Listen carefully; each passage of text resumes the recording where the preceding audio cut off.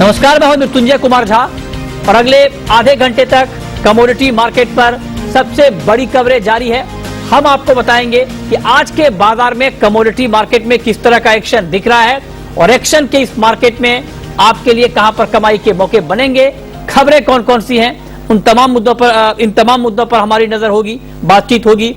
चने को लेकर के भी एक बड़ी खबर आई है, दाल कीमतों को लेकर बड़ी खबर आई है। इन तमाम खबरों पर हम विस्तार से बात करेंगे, लेकिन शुरुआत करेंगे आज हम गोल्ड के साथ, क्योंकि गोल्ड का मार्केट एक बार फिर से 48,000 के ऊपर आ गया है। सवाल यह है कि इस बार 48 के ऊपर आने के बाद क्या गोल्ड का प्राइस टिकेगा, क्योंकि अक्सर ये देखा गया है कि मार्केट 48 के ऊपर आ तो जाता है लेकिन 48 के ऊपर टिक नहीं पाता है, होल्ड नहीं कर पाता है। तो आज का हमारा मेन फोकस यही है कि क्या 48 के ऊपर इस बार मार्केट टिकने वाला है, और अगर है तो क्या अब इस लेवल पे बड़ी बाइंग की जा सकती है। हमारे साथ मेहमानों का एक बड़ा पैनल है। हमारे साथ हैं वंदना भारती एसएमसी ग्लोबल की, सुनील कटके हैं एक्सिस सिक्योरिटीज के, संदीप बजोरिया हैं खाने के तेल पर बातचीत करने के लिए सनविन ग्रुप के, और दाल पर बात करने के लिए सुनील बलदेवा हमारे साथ होंगे, आपका के जनरल सेक्रेटरी। आप सभी का बहुत बहुत स्वागत है। तो चर्चा की शुरुआत गोल्ड के साथ ही। कटके जी, मेरा पहला सवाल आपसे स्ट्रेट क्वेश्चन यही होगा कि 48,000 के ऊपर इस बार क्या गोल्ड का मार्केट टिक पाएगा? जी नमस्कार मृत्युंजय जी, मुझे लगता है दो फैक्टर हैं जो कि गोल्ड के प्राइसेस को अभी सपोर्ट करेंगे 48,000 के ऊपर का। एक तो टेक्निकल फ्रंट पे देखते हैं तो 1828 1830 डॉलर के रेंज में आया है, तो एक टेक्निकल इन्वेस्टर्स जो हैं एक बाइंग स्प्री पे आ सकते हैं। दूसरी चीज अगर हम देखते हैं तो फेड की तरफ से ये क्लैरिटी आ गई कि वो मॉनेटरी पॉलिसी में टाइटनिंग बहुत जल्दी नहीं करेंगे, वो अकोमोडेटिव स्टांस रखेंगे। और तीसरी चीज एक ये है कि जो डेल्टा वेरिएंट है वो थोड़ा ज्यादा सीवियर माना जा रहा है, तो उसके भी जो यूरोप और यूके में जो केसेस बढ़ रहे हैं उसका भी एक सेफ हेवन अपील के तौर पे देखने को मिल रहा है। और जो ट्रेजरी यील्ड्स हैं 10 ईयर के वो तो 1.4% के नजदीक हैं, तो वहां पे भी गिरावट है, जिसकी वजह से मुझे लगता है 48,000 के ऊपर गोल्ड के प्राइसेस जो हैं थोड़े बहुत सस्टेन हो सकते हैं इस बार। तो मेरा रिकमेंडेशन बाय ऑन डिप का ही रहेगा। नियर टर्म में मेरे को लगता है कि 48,800 से लेके 49,000 का एक दायरा छू सकता है गोल्ड। तो शॉर्ट टर्म में 700-800 पॉइंट की एक तेजी जो है हमें गोल्ड में देखने को मिल सकती है। ओके, तो आप भी एग्री करते हैं और आपको लगता है कि गोल्ड में अभी तेजी रहेगी।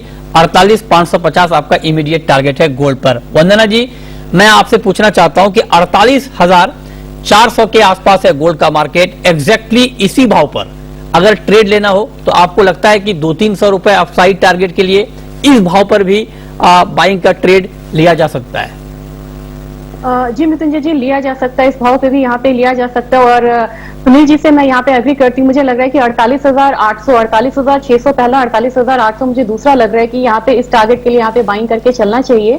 एक और रीजन है यहाँ पे जो कि मुझे लग रहा है कि ये पुश करेगा अपसाइड में गोल्ड को, वो है कि चाइना में जो न्यूज है वो इकोनॉमिक फ्रंट पे जो न्यूज है वो बहुत यहाँ पे मतलब ऑप्टिमिस्टिक नहीं है, और जो थोड़ा सा स्लो डाउन देखने को यहाँ में मिला है। जीडीपी का फिगर्स यहाँ पे थोड़ा सा कम होके आया है, तो मार्केट को इसकी एक्सपेक्टेशन थी, लेकिन इसके अकॉर्डिंग मार्केट अब मूव करना शुरू किया है। क्रूड में भी इसका एक एक्शन देखने को मिला है, तो बेनिफिट ऑफ डाउट्स का फायदा यहाँ पे गोल्ड को मिल रहा है। बहुत शार्प रैली नहीं है, 48,800 ऊपर की तरफ, और नीचे की तरफ मुझे लग रहा है कि 47,800 एक 1,000 का रेंज है जिसको ये मेंटेन कर सकती है कमोडिटी। ओके, तो ये मतलब कुल मिलाकर ये है कि इंट्राडे में आप दोनों एक्सपर्ट की राय है कि आप गोल्ड खरीदें। लेकिन अब कटके जी, मैं आपसे आगे का सवाल ये पूछना चाह रहा हूं कि फेड ने जो बात कही है इससे बुलियन मार्केट के सेंटीमेंट को मजबूती मिली है, और फेड ने कहा है कि पॉलिसी में फिलहाल बदलाव का कोई प्लान नहीं है और आने वाले दिनों में महंगाई कंट्रोल में आ जाएगी, जॉब मार्केट में काफी सुधार अभी होना बाकी है। ये तमाम बातें जो फेड ने कही उसका इंपैक्ट हमने बुलियन पर पॉजिटिवली देखा है, तेजी के साथ देखा है। तो आप बताइए कि क्या इस फेड के इस बयान से गोल्ड की तेजी ना सिर्फ इंट्राडे में या फिर शॉर्ट टर्म में बल्कि थोड़ा लंबे समय तक के लिए भी टिकाऊ रहेगी? थोड़ा medium to long term outlook आपका गोल्ड पर क्या है? संजय जी, मुझे लगता है फेड के जो स्टेटमेंट्स है वो बहुत ही इनकंसिस्टेंट रहे हैं। पहले उनकी तरफ से बयान आया था कि 2022 के अंत तक हो सकता है मॉनेटरी टाइटनिंग हो सकती है, इंटरेस्ट रेट बढ़ा सकते हैं। बट अभी जो कि इवन जो कंज्यूमर का जो इन्फ्लेशन है वो 5.4% पे पहुंच गया, तकरीबन 13 साल के हाई पे पहुंच गया, तब भी उनको लगता है कि ये ऑटोमेटिकली करेक्ट हो जाएगा। तो हमें कहीं ना कहीं मॉनेटरी टाइटनिंग अभी नहीं करनी है, इट बी टू अर्ली। जैसे आपने बताया, जॉब मार्केट अभी भी सुधार होना बाकी है। और दूसरी चीज, जो कोविड के नए खतरे हैं उससे भी एक अनसर्टनिटी जो है फेड के दिमाग में है कि ये आगे चल के कोविड का जो नया वेरिएंट है वो कैसा रूप ले सकता है। तो ये अनसर्टनिटी के चलते मुझे लगता है कि फेड का डिसीजन अकोमोडेटिव ही रहेगा। एटलीस्ट आने वाले 1.5 से 2 साल तक मुझे लगता है कि फेड इंटरेस्ट रेट बढ़ाने के बारे में नहीं सोचेगा। हालांकि बीच बीच में ऐसे स्टेटमेंट्स आते रहेंगे, बट मुझे लगता है कि it will be a difficult call for Fed to think about monetary tightening at this moment. तो मुझे लगता है कि नियर टर्म में ये पॉजिटिविटी मेंटेन रह सकती है। 49,000 और 49,500 का लेवल डोमेस्टिक मार्केट में देखने को मिल सकता है। ठीक है, कॉमेक्स पे $1,870 तक का एक जंप देखने को मिल सकता है। ओके, चांदी पर आपका व्यू वंदना जी क्या है? क्योंकि सिल्वर में भी करीब करीब 300 रुपए की मजबूती है, 69,700 रुपए के ऊपर है चांदी का भाव। क्या चांदी में इस भाव पर, ताजा भाव पर बाइंग करना ठीक रहेगा क्या? मृत्युंजय जी, मुझे लग रहा है कि चांदी में स्ट्रांग मूव यहाँ पे देखने को मिल सकता है। अगर इंटरनेशनल मार्केट की बात करूं, मुझे लग रहा है कि एक बार $26.8 का जो लेवल है वो हम आते हुए यहाँ पे देख सकते हैं। घरेलू बाजार में मुझे लग रहा है कि थोड़ा सा करेक्शन अगर आता है MCX में तो यहाँ पे बाय करना चाहिए, और एक बार 69,540 के लेवल पे एक बार बाय करें या इस रेंज में बाय करें। और मुझे लग रहा है कि 70,000 तक के जो प्राइसेस हैं वो इजीली यहाँ पे चांदी में आ सकते हैं। तो आप देखें तो बेस मेटल में भी एक उछाल है नीचे की तरफ से, एक अपसाइड देखने को मिल रहा है, गोल्ड में भी है। तो इस दोनों का फायदा जो है यहाँ पे चांदी को मिलेगा, और 70,000 तक का टारगेट मुझे लग रहा है कि इजीली यहाँ पे आ सकता है। थोड़ा सा यहाँ पे मैं अगर एक्सटेंड करना चाहूंगी टारगेट को, तो मुझे लग रहा है कि जो सेकंड टारगेट है चांदी में वो कहीं ना कहीं 70,500 से 600 तक का जो है वो भी यहाँ पे देखने को मिलेगा। तो मेरे ख्याल से जो यूएस का स्टेटमेंट आ रहा है, कॉन्फिडेंस उनको नहीं है कि जितना ग्रोथ हुआ है उतना ग्रोथ जो है सेकेंड हाफ ऑफ 2021 में हो सकता है या नहीं, डेल्टा वेरिएंट्स की वजह से, या इतने सारे वेरिएंट्स आ रहे हैं। तो ये साफ रिफ्लेक्ट हुआ है कल के स्टेटमेंट में, और उसका फायदा यहाँ पे बुलियन को मिला है। ठीक है, तो ये राय आपकी चांदी पर 70,000 का इमीडिएट टारगेट आपको चांदी में दिख रहा है। 69,540 का भाव अगर आपको दिखता है तो वहां पर आप बाई करिए। अभी भाव है 69,750 के स्तर पर। चलिए, गोल्ड सिल्वर की बात हो गई, आगे हम क्रूड मेटल की बात करेंगे, लेकिन उससे पहले 2 महत्वपूर्ण खबर आपको बताना चाहते हैं, दिखाना चाहते हैं। पहली खबर है दाल को लेकर। जी हाँ, दाल को लेकर जिस तरह से पिछले कुछ दिनों से गहमा गहमी चल रही है, इस बीच एक बड़ी खबर यह आई है और सरकार ने कहा है कि दाल स्टॉक के जो आंकड़े दिए जा रहे हैं उसमें मिसमैच है, आंकड़ों में गड़बड़ी है। मतलब ये कि जो स्टॉकिस्ट स्टॉक के आंकड़े दे रहे हैं कुछ स्टॉकिस्ट, और जो लोन उसके बदले ले रहे हैं बैंकों से, इन दोनों आंकड़ों में अब मिसमैच है। ये दोनों आंकड़े अलग अलग हैं, लिहाजा राज्यों को ये कहा गया है केंद्र की तरफ से कि अगर स्टॉक लिमिट के नियमों का किसी भी तरह से उल्लंघन होता है तो सख्त कार्रवाई की जाए। ये बड़ी बात केंद्र सरकार ने कही है। दूसरी महत्वपूर्ण बात केंद्र ने कही है कि स्टॉक लिमिट अभी जारी है और सरकार ये इंश्योर कर रही है कि वो ग्राउंड पर इफेक्टिवली, मतलब प्रभावी तरीके से वो लागू रहे। क्योंकि कल कुछ ऐसी खबरें, अफवाहों का मार्केट गर्म था कि स्टॉक लिमिट खत्म हो गई है, तो सरकार ने इसको लेकर सफाई दी है कि स्टॉक लिमिट पूरी तरह से जारी है। जो सरकार ने 2 जुलाई को स्टॉक लिमिट लगाने का ऐलान किया था दालों के ऊपर, मूंग को छोड़ के, वो अभी कंटिन्यू है और उसको इफेक्टिवली लागू कराने के लिए सरकार की पैनी नजर है। लगातार राज्यों को सरकार राज्यों से सरकार आंकड़े भी साझा कर रही है केंद्र सरकार, और ये भी बड़ी बात पाई गई है कि जो आंकड़े स्टॉक के दिए जा रहे हैं स्टॉकिस्ट की तरफ से, और जो वो आंकड़े जिसके बदले बैंकों से लोन लिए जा रहे हैं, इन दोनों आंकड़ों में मिसमैच है। इंपोर्ट के आंकड़े भी उसमें शामिल हैं, लिहाजा इस पर सख्त कार्रवाई करने के निर्देश सरकार ने दिए हैं। इस पर बातचीत करने के लिए हमारे साथ agri farmers and trader association के जनरल सेक्रेटरी सुनील बलदेवा इस वक्त हमारे साथ जुड़े हैं। बलदेवा जी, एक तरफ तो लगातार ये डिमांड हो रही है कारोबारियों की तरफ से कि ये सरकार ने ये फैसला गलत ले लिया, इस फैसले को वापस लिया जाए, दूसरी तरफ स्टॉक के आंकड़े भी ठीक नहीं दिए जा रहे हैं, क्या हो रहा है सर? ये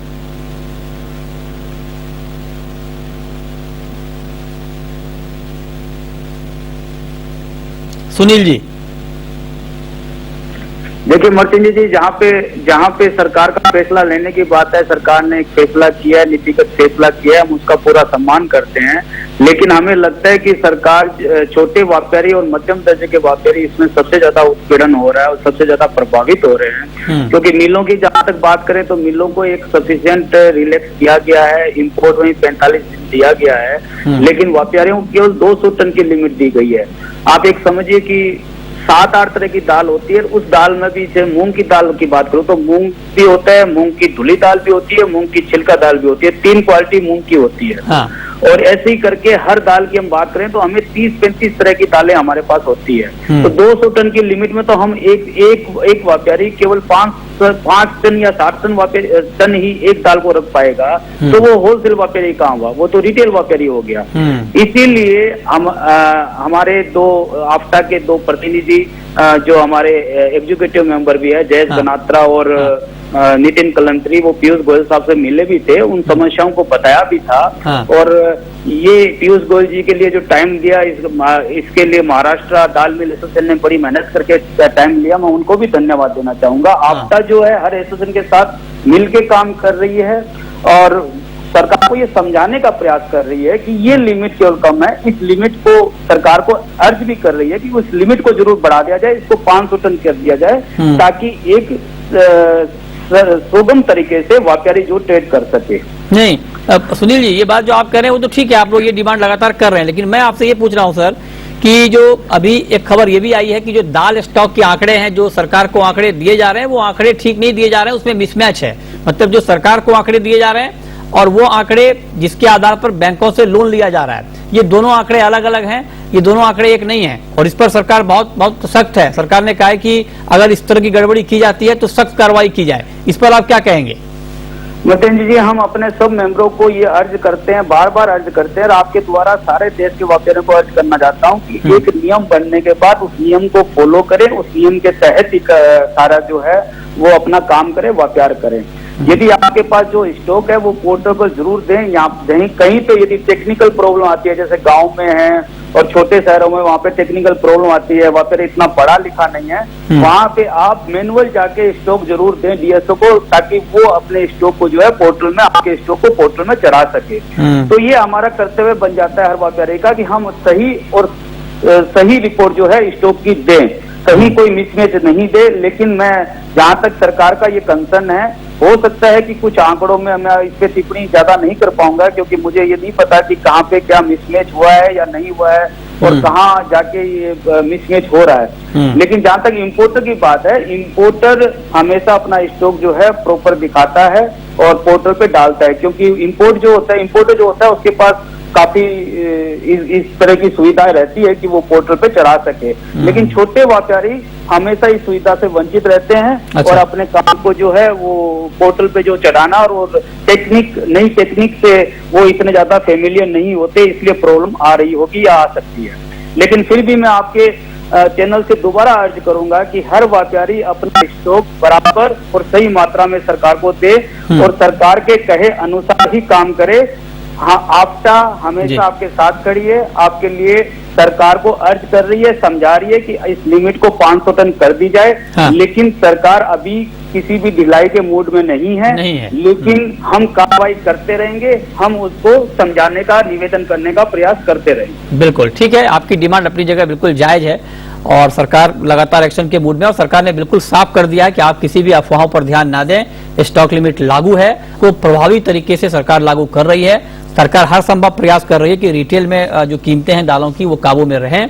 ये बात सरकार की तरफ से बार बार कही जा रही है और ये भी अंदेशा जताया गया है, जो सूत्र बता रहे हैं कि कुछ इंफॉर्मेशन शायद सरकार के पास ऐसी हो जहां पर कुछ ऐसे व्यापारी हो जिनके पास दालों का स्टॉक काफी ज्यादा हो, होर्डिंग की आशंका दिखी हो और उस वजह से ये फैसला लिया गया। और फिलहाल खबर यही है कि स्टॉक लिमिट जारी है। और दूसरी महत्वपूर्ण बात कि जो दाल आंकड़ों में मिसमैच है, इस पर सरकार बहुत गंभीर है। बहुत शुक्रिया सुनील जी आपका हमारे साथ जुड़ने के लिए, इस पर बात करने के लिए। दाल के बाद अब बात करते हैं तेलों की। सिर्फ दाल नहीं बल्कि खाने के तेल की कीमतों पर भी सरकार एक्शन में है और इसको लेकर पोर्ट से जो क्लियरेंस है वो बहुत तेजी से हो रहा है। सिर्फ अब 3 से 4 दिन में जो इंपोर्टेड ऑयल हैं जो पोर्ट पर आते हैं उसको 3 से 4 दिन में क्लियरेंस दे दिया जा रहा है, जबकि पहले 3-4 दिन का वक्त सिर्फ सैंपलिंग, लॉजिस्टिक, ड्यूटी पेमेंट में ही लग जाता था, तो बहुत लंबा वक्त लगता था, उसको बहुत कम कर दिया गया है। सरकार की कोशिश है कि पोर्ट पर तेल अटके ना और मार्केट में आए, सप्लाई दुरुस्त रहे ताकि कीमतें काबू में रहे। और दूसरी तरफ कीमतों पर भी सरकार की लगातार नजर है। हमारे साथ बातचीत करने के लिए संदीप बजोरिया हैं, सीईओ हैं सनविन ग्रुप के। संदीप जी, बहुत स्वागत है आपका। सरकार की मंशा तो ठीक है सर कि तेल के दाम कम हो जाएं, लेकिन उतने कम हो नहीं पा रहे हैं। क्यों नहीं हो पा रहे हैं और तेलों के दाम कम हो जाएं, इसके लिए सरकार को और क्या करना चाहिए? मृत्युंजय जी, सरकार ने कदम उठाए हैं और ये जो प्रोसीजरल एस्पेक्ट है उसको अच्छी तरह से रिजॉल्व किया है। फूड सेक्रेटरी ने मीटिंग करके, कमेटी ऑफ सेक्रेटरीज ने, ग्रुप ऑफ मिनिस्टर्स ने इंस्ट्रक्शन लेके कस्टम्स में, पोर्ट्स में, पीएचओ में कि सैंपल फटाफट लिया जाए और फटाफट क्लियरेंस करा जाए। तो ये एक प्रॉब्लम था, बीच में 15-15 दिन लगते थे, वो 3-4 दिन हो गए, तो वो प्रोसेस अच्छा हो गया है। मैंने पहले भी कहा तेल की कोई कमी नहीं है, इम्पोर्ट्स कंटिन्यूस आ रहा है इंडिया में, चाहिए उतनी क्वांटिटी, जिसको चाहिए उतना तेल मिल रहा है, बल्कि रादर डिमांड डिस्ट्रक्शन हुआ है। ये कोविड के सेकंड वेव के और उसके बाद में थर्ड वेव के चक्कर में, प्रेशर में डिमांड जितनी एडिबल ऑयल की होनी चाहिए उससे कम हो रही है डिमांड। तो लोग बाहर कम निकल रहे हैं, बाहर कम खा रहे हैं, वो हम देख ही रहे हैं। कई जगह पे लॉकडाउन थोड़ा हटा है तो पार्शल हटा है, उसमें भी रिस्ट्रिक्शंस हैं। जैसे महाराष्ट्र में बम्बई में 4 बजे के बाद आप रेस्टोरेंट में नहीं जा सकते दोपहर में, तो ये सब कारण से डिमांड कम हुई है। सो क्वांटिटी का कोई इशू नहीं है। प्राइस जहां तक सवाल है, प्राइस देखिए इंटरनेशनली रूल्ड है। हम लोग 70% देश में इंपोर्ट होता है, तो जो इंटरनेशनल प्राइस है उसका रिफ्लेक्शन यहाँ हो रहा है। ठीक बात। तो उसमें हम ज्यादा कुछ नहीं कर सकते। जैसे पेट्रोल की कीमतें हैं, डीजल की कीमतें हैं, गवर्नमेंट ने कहा है कि भैया जो इंटरनेशनल प्राइस है क्रूड का $72 $74, उससे वो लेके यहाँ बेंचमार्क होके प्राइस ऑयल मार्केटिंग कंपनियां रोज अपने रेट निकालती है, रिवाइज करती है, ऊपर नीचे करती है। वही हालत है एडिबल ऑयल का। इसमें प्रोसेसर्स का कोई बहुत बड़ा रोल नहीं है, ना प्रोसेसर के हाथ में कोई मैजिक है इस चीज में, इस चीज को रिजॉल्व करने के लिए। बहुत शुक्रिया बजोरिया जी आपका हमारे साथ जुड़ने के लिए और इस खबर पर अपनी बात रखने के लिए। छोटा सा ब्रेक, और ब्रेक के बाद आपको बताएंगे क्रूड में और मेटल में आपके लिए किस तरह से ट्रेड के मौके बन सकते हैं। सुपर शक्ति पेश करते हैं super strong stocks of the day. Super शक्ति टीएमटी देता है सीमेंट के साथ मजबूत पकड़। वर्ल्ड के लेटेस्ट टेक्नोलॉजी से बना सुपर शक्ति टीएमटी।